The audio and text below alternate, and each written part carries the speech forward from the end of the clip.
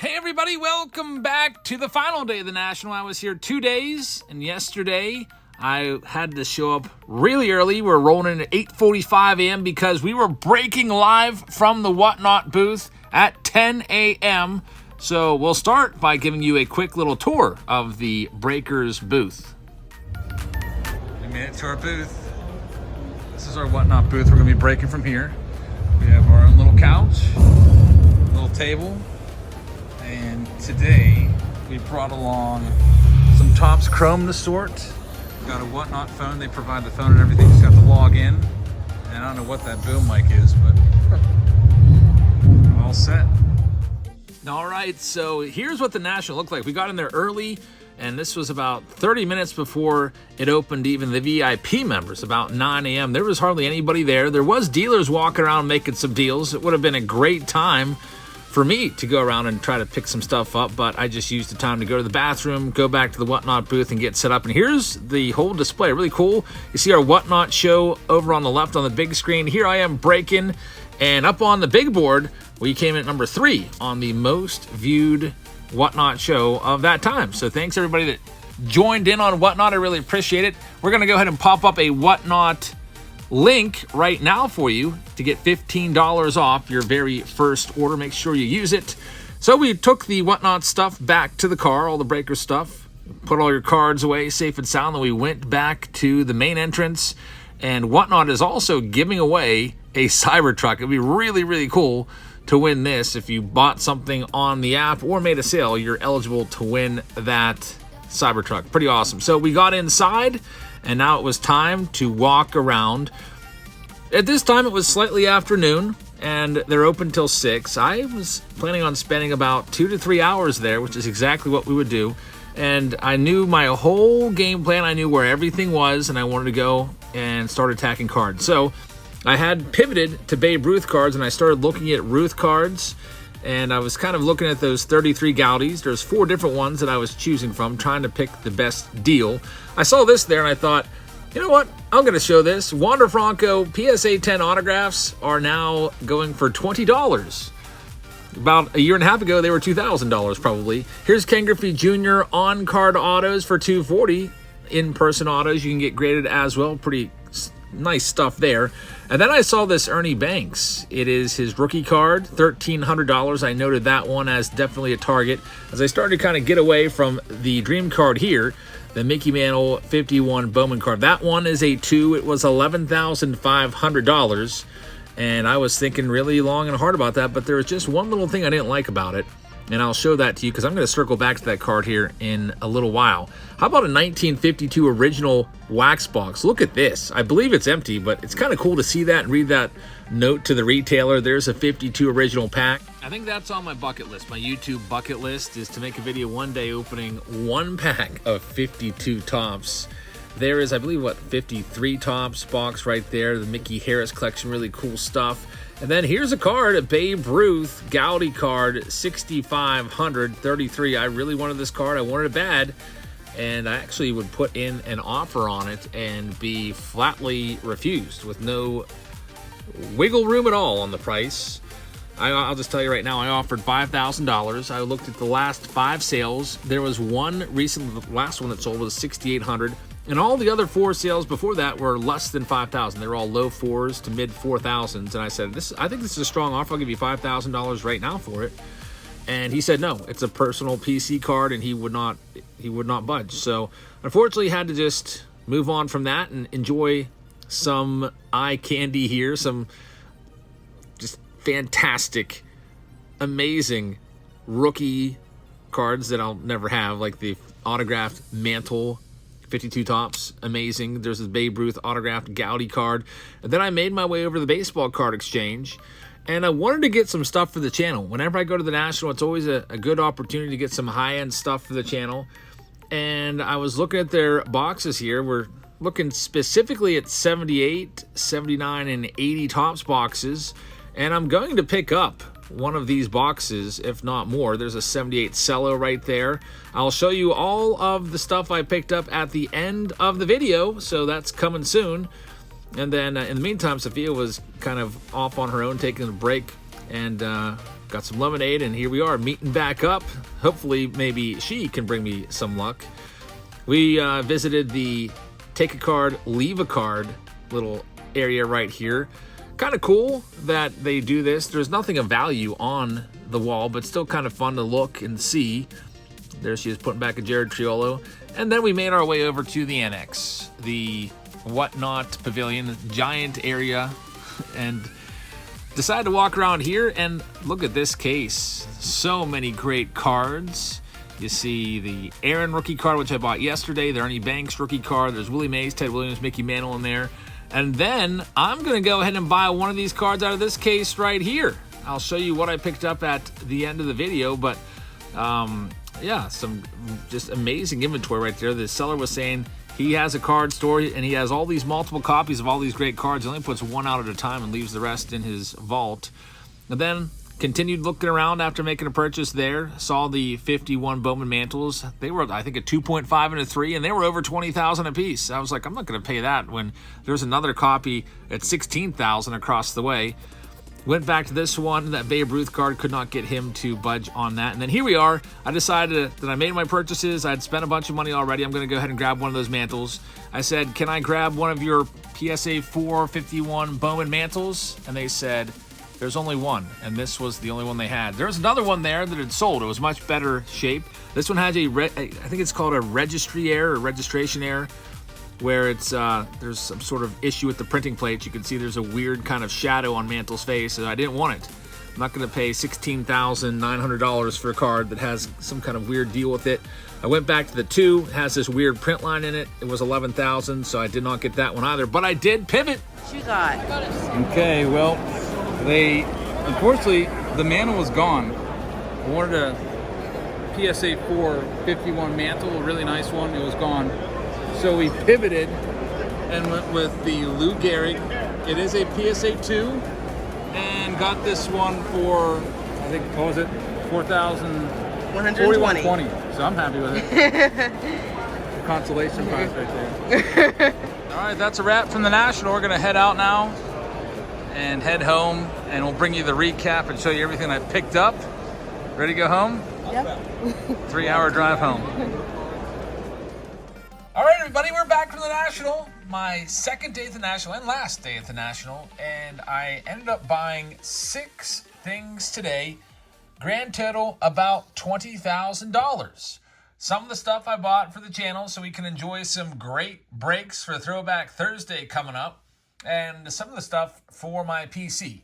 Every time I go to the National, it's always a tradition to get at least one big card for the personal collection, and I picked up 3 cards today for my personal collection and 3 really nice boxes that we will be ripping open on Throwback Thursday coming up. We'll probably start these in a couple weeks and just start every Thursday doing a nice box. So first of all, we'll start off with what I picked up for the channel. I grabbed one of these guys again. We've opened these boxes probably 4 times, maybe 5. It is the 1980 Topps Baseball Card Exchange Authenticated Sealed Box. Looking for the Ricky Henderson rookie card in here. And as you know, if we can find it in a 10, it is worth 6 figures. So this box was, last year's National was $4,000. So this year, I think it was like $3,695 or something like that, $3,700. So it went down just a tad bit. But this will be fun to look for the Ricky Henderson, the Nolan Rhines, and all those great Hall of Famers 1980 Topps box. I also picked up, because we did this box once before and it was a disaster, I want to have a good time with it this time. It's the 1979 Topps box. Now, last time we got just a bad collation. The cards were in great shape. It was just, we got what was called a sheet C. This is the 1979 Topps box. We're looking for the Ozzie Smith rookie card. This box here, I believe, was also around $3,000 or $4,000. Altogether, it was like $12,000. I asked, if I buy these 3 boxes, because I have another one to show you, can you take a little bit off? And they're like, sorry, these sell like hotcakes. You can't do it. So about $12,000 for these. And I think it'll be worth it because it's going to be fun to look after all of these. Just the entertainment alone of ripping these boxes from my end and then from your end, looking after some of the big cards. It's always a fun time when you do these live together on a Thursday night. So there's the 79 Topps box, and then they had two of these, the 1978 Topps boxes. I grabbed one of these. I've never opened a 78 Topps before.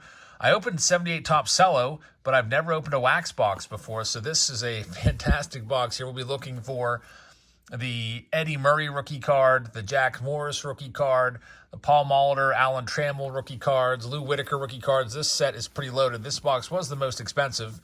So if you'd like to participate in these rips coming up live on Thursdays, we will put these for sale soon on our Patreon page. So check out our Patreon page. Join as a member there if you'd like to get into some of these old time rips. I know I haven't done any for a long time, ever since the whole 72 OPG debacle. I don't think I've ripped an old box in like 2 years. So it'll be fun to go back to do some of those old rips once again. Luckily with Topps, I don't think we have that problem with the gum. The OPG old boxes, if they were ever exposed to heat, that gum will pretty much melt right through all the cards because it's a different formula used for the gum. So got those 3 old boxes. I think those will be really fun to rip open here on the channel. So that was the pickup for the channel. And then I needed to get some stuff for the PC.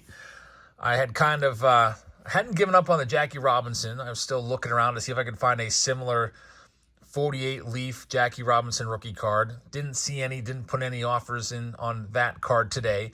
I actually made up my mind that I was going to buy the 51 Bowman Mantle rookie card that yesterday I put in a strong offer of 15 grand for, but was declined. I went back to go buy that one today, and somebody had bought it. So that kind of really stunk.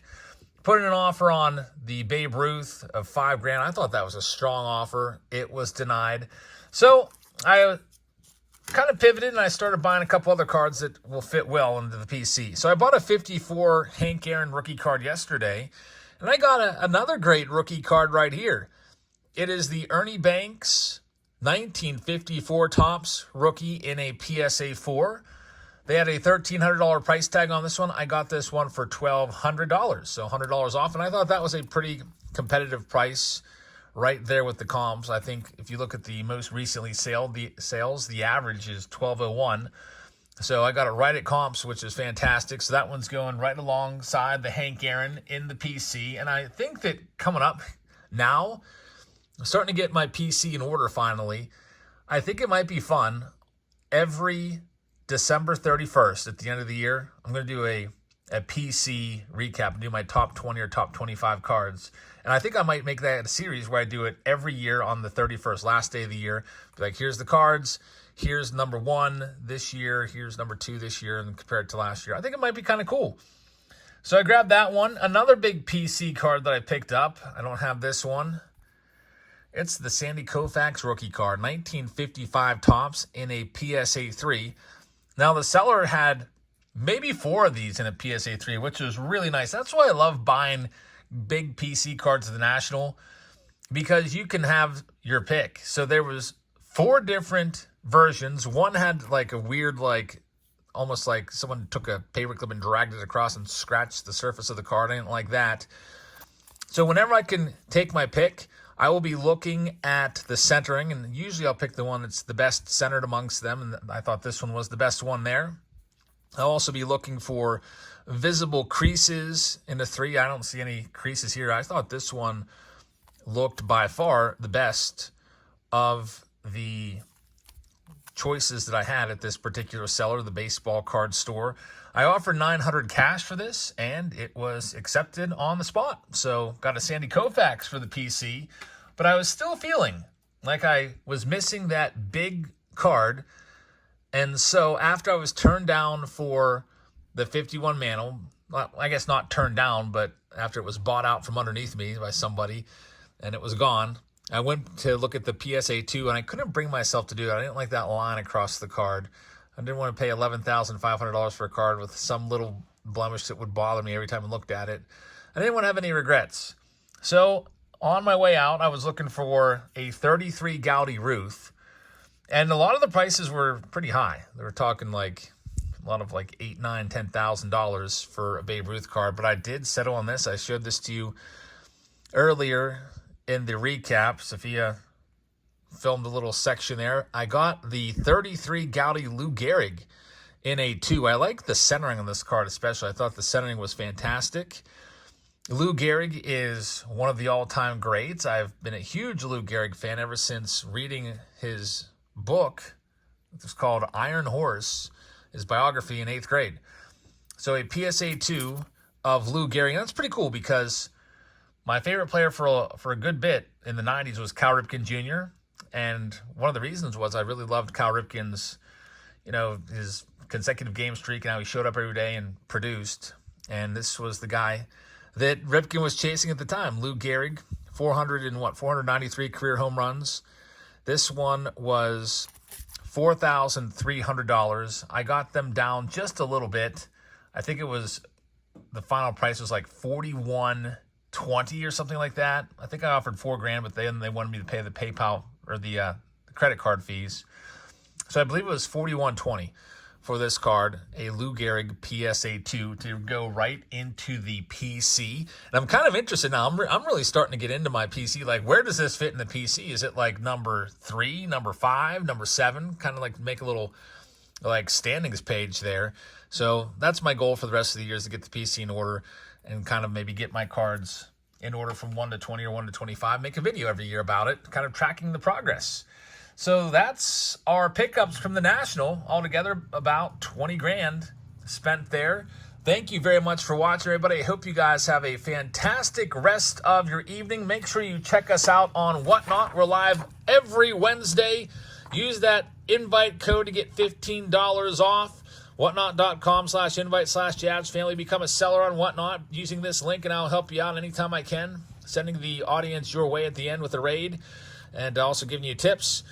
And that's all we have for you for right now. I hope you guys have a fantastic rest of your Sunday. No live stream tonight. I'm going to take today off and kind of recuperate from the National and try to get all that Whatnot stuff shipped out. So no live sale tonight. We'll be back live on Whatnot on Wednesday. And our team breaks on Tuesday. I'm going to move to Wednesday as well because I'm hoping to get my museum collection in, and I want to do that on Wednesday with you also. So busy day on Wednesday. Thank you very much for watching, everybody. I hope you guys have a fantastic rest of your evening, and I'll see you all later. Good night, everybody.